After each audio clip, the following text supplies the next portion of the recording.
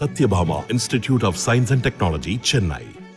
Satyabhama Institute of Science and Technology, Chennai.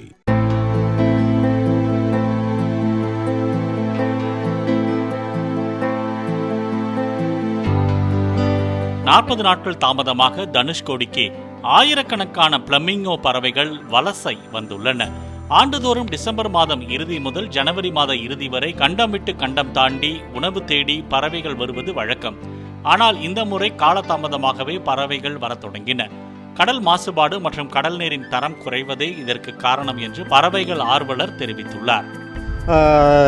இது ஒரு பல்லுயிர் சூழல் முக்கிய இடம். ஆனால் நம்ம இந்த இடத்தை வெறும் ஒரு சுற்றுலா தலமாகவும் ஒரு புண்ணிய தலமாக மட்டும்தான் பார்க்குறோம்.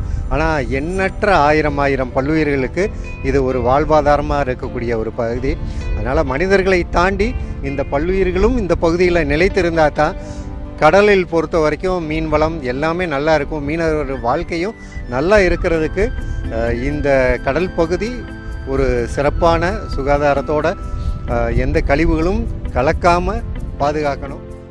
தனுஷ்கோடி சுற்றுலா மற்றும் ஆன்மீக தலமாக மட்டுமே பார்க்கப்படும் நிலையில் அது பல்லுயிர் பெருக்கத்திற்கான முக்கிய இடமாகவும் இருப்பதால் வனத்துறையுடன் இணைந்து பொதுமக்களும் கடல் மாசுபடுவதை தடுக்க வேண்டும் என பறவைகள் ஆர்வலர்கள் கோரிக்கை வைத்துள்ளனர்.